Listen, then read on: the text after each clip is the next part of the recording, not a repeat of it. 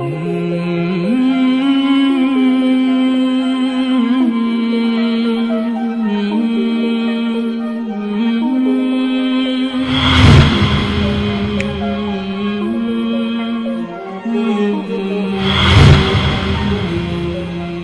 حضرة النبي المصطفى محمد صلى الله عليه وسلم وعلى آله وأصحابه وتابعين بإحسان إلى يوم الدين بسر الفاتحة.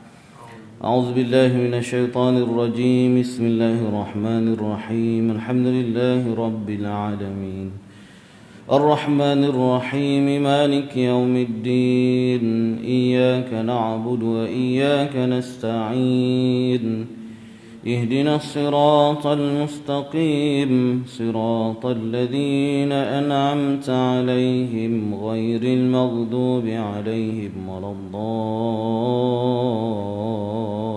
آمين. السلام عليكم ورحمة الله تعالى وبركاته. Alhamdulillah summa alhamdulillah wassalatu ala rasulillah wa ala alihi wa sahbihi wa man walah. Rabbi syrah li sadri wa yassir li amri wa hlul 'uqdatam min lisani yafqahu qawli. Subhanaka la ilma lana illa ma 'allamtana innaka antal alimul hakim. Allahumma fa'na bima 'allamtana wa 'allimna ma yanfa'una wa zidna ilman nafi'an ya arhamar rahimin. Allahumma salli wa sallim ala sayyidina Muhammadin al-Fatihi lima ughliq wal khatimi lima sabaq nasiril haqq bil haqq wal hadi ila siratikal mustaqim wa ala alihi haqqa qadrihi wa miqdarihi al-azim salatan taftahu lana biha abwabar ridha wa taysir wa tughliqu bi 'anna abwabasy syarri wa ta'sir wa takunu lana biha waliya wa nasira anta waliyuna wa maulana fa ni'mal maula wa ni'man nasir. Amma ba'd. Alhamdulillah, segala puji bagi Allah Subhanahu wa taala pada pagi yang bahagia ini, yang barakah ini, kita dapat menghirup udara yang Allah Taala kurniakan kepada kita tanpa kita berusaha. Dan nikmat yang paling besar ialah nikmat iman dan Islam yang kita masih diberi oleh Allah Subhanahu wa taala. Semoga dia berpanjangan sehinggalah kita bertemu dengan Allah Subhanahu wa taala dengan keadaan beriman dengan Allah Subhanahu wa taala, insya-Allah Subhanahu wa taala. Jadi pada pagi yang mulia ini saya diberi tanggungjawab oleh pihak surau untuk mengadakan kuliah online sebab semalam pun dah disambung kan PKBP lupa dah kan PKPP. Orang kata PKPP ni ialah Perlis Kelantan Pahang bersekolah. 3 negeri ni bersekolah, negeri-negeri lain dicutikan. Jadi ala kulli halnya kita mesti menerima segala qada dan qada Allah Subhanahu wa taala. Apa yang baik itu daripada Allah Subhanahu wa taala.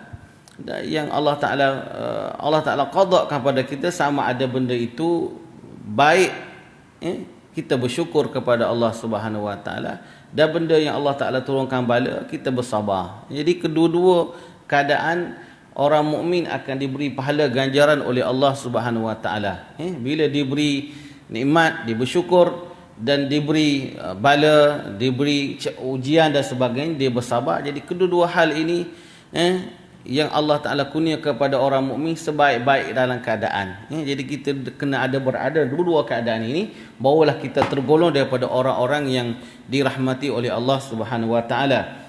Jadi pada pagi ini sebenarnya perbahasan kitab Asy-Syama'il Al-Muhammadiyah. Kitab ini sebenarnya sudah dibaca di surah Al-Ikhwan. Cuma kita mengambil beberapa tajuk yang kita nak dibincangkan.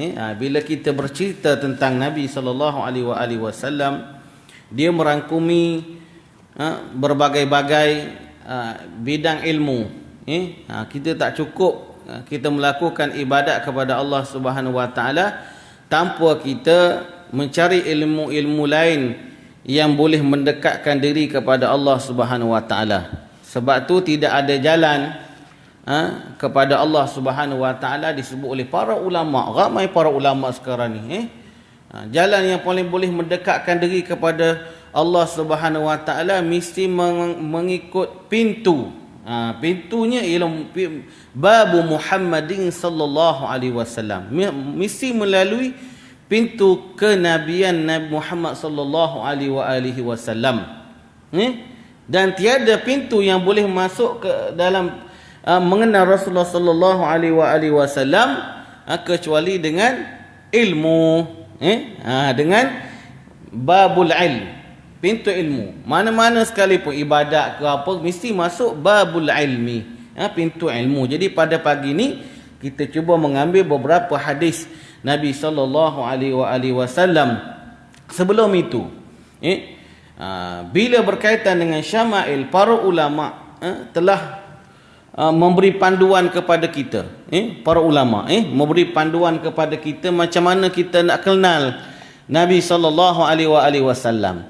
Maka bila tak kenal Nabi maka tak cinta. Sebab cinta ialah sebesar-besarnya ibadat.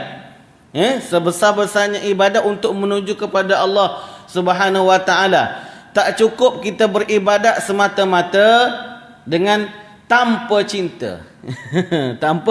tanpa cinta. Orang kata mana ustaz dalilnya? Tak cukup dengan ibadat kita tanpa cinta. Maknanya tidak sempurna. Bila kita buat ibadat ni tanpa diselitkan dengan cinta. Contoh, Sayyidina Anas bin Malik radhiyallahu anhu. Orang yang duduk dengan Nabi sallallahu alaihi wasallam. Berumur berapa tahun Sayyidina Anas? Ibunya mewakafkan Sayyidina Anas untuk berkhidmat kepada Rasulullah sallallahu alaihi wasallam ketika berumur 10 tahun. Ketika mana Nabi sallallahu alaihi wasallam berhijrah ke Madinah, orang-orang Ansar mereka ini menunggu kehadiran Rasulullah sallallahu alaihi wasallam, dan mereka bila Rasulullah sampai dia bagi hadiah, tanda cinta kepada Rasulullah sallallahu alaihi wasallam. Jadi pakak bagi semua hadiah kepada Rasulullah sallallahu alaihi wasallam, kecuali ibu Sayyidina Anas. Dia tak tahu, tak nak bagi apa tak tahu. Yang boleh mengembirakan Nabi sallallahu alaihi wasallam. Maka ibu Sayyidina Anas mewakafkan anaknya untuk berkhidmat kepada Rasulullah sallallahu alaihi wasallam ketika berumur 10 tahun. Sayyidina Anas kata apa? Aku duduk dengan Rasulullah sallallahu alaihi wasallam, mengetahui perjalanan hidup Rasulullah, kenal Rasulullah, tengok Rasulullah, tahu rahsia Rasulullah sallallahu alaihi wasallam. Dia kata apa dalam satu hadis yang masyhur? Tidak aku gembira, lebih gembira bila aku mendengar hadis Nabi sallallahu alaihi wasallam. Ni diduduk dengan Rasulullah. Dia kata bila aku dengar hadis ini, aku tidak ada ungkapan yang aku boleh gambarkan, begitu aku gembira. Rasulullah kata apa? Al-mar'u ma'aman ahbabta. Al-mar'u ma'aman ahab atau ahbabta atau kama qala Rasulullah sallallahu alaihi wasallam. Nabi kata apa? Seseorang itu akan bersama orang-orang yang dia cintai. Jadi macam mana keadaan Sayyidina Anas bila dengar hadis ini berkaitan dengan mahabbah, maka dia terasa satu harga yang cukup besar. Sebab cinta inilah yang boleh membawa kita kepada kedudukan yang tinggi di sisi Allah Subhanahu Wa Taala. Kedudukan yang paling tinggi. Bila kita dengar kisah para sahabat, nama apa yang kurus, kakinya nama apa lupa dah. Ini masyhur nama apa Imam Zainal? Abdullah bin Mas'ud ke? Ada seorang lagi para sahabat, dia sangat sedih bila dia memikirkan di akhirat kelak. Rasulullah sallallahu alaihi wasallam kedudukan dia tinggi jauh, dan dia para sahabat tu risau. Kita bukan sahabat. Kita ni umat yang paling lemah akhir zaman. Dia dah fikir macam mana aku tak akan bersama dengan Rasulullah duduk tinggi maqam mahmuda. Sedih dia, kuruh dia, risau dia, kerisauan yang amat sangat. Rasulullah tahu keadaan ahwal para sahabat. Rasulullah panggil dia. Hadis ini dah disebut. seseorang itu akan bersama dengan yang mereka cintai. Maka bergembiralah para sahabat tu. Nanti boleh rujuk balik nama sahabat, dah lupa dah bila PKBP ni semua apa ni, fikiran pun dah tak berapa nak centralize kan. Allahu akbar, mudah-mudahan Allah Taala bagi kelapangan pada orang Islam kan. Begitu gembiranya bila mendengar hadis Rasulullah sallallahu alaihi wasallam, orang itu akan bersama dengan orang cintai. Jadi makam kedudukan cinta ini boleh dicapai oleh sesiapa pun.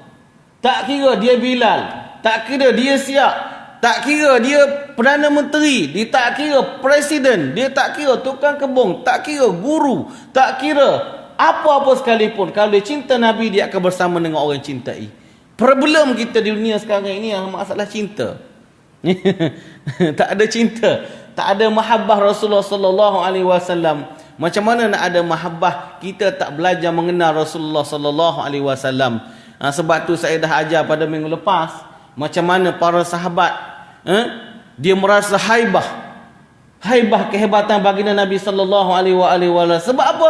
Sebab mereka ni belajar ilmu. Sebab tu saya nak begini. Macam mana ulama meletakkan contoh, perkara pertama yang perlu kita belajar ialah tentang sirah Rasulullah sallallahu alaihi wasallam. Kalau kita boleh rujuk banyak kitab-kitab sirah ni, yang paling masyhur Sirah Ibnu Hisham, ni masyhur. Ibnu Ishaq. Bila kita belajar sirah, sebab tu anak-anak kita diajar tentang sirah Nabi sallallahu alaihi wasallam, perjalanan hidup Nabi sallallahu alaihi wasallam. Kalau kita di pondok Nurul Yakin, Nurul Yakin, sirah Ibnu Hisham ni sudah diterjemahkan, boleh kita baca banyak. Yang boleh kita ambil panduan perjalanan. Bila kita tengok perjalanan Rasulullah, maka kita akan rasa kehebatan Rasulullah. Macam mana Busairah menunggu kedatangan Rasul akhirul zaman. Macam mana kelahiran Rasulullah, kehebatan kelahiran Rasulullah sallallahu alaihi wasallam, bercahaya timur dan barat. Api di Parsi terpadam berapa ribu tahun, 1000 tahun terpadam. Bergegar tiang-tiang Rom. Kehebatan Rasulullah sallallahu alaihi wasallam. Macam mana di Rasulullah sallallahu alaihi wasallam dengan mak angkatnya, apa dia, Siti Halimah kan, Halimah Sa'diyah.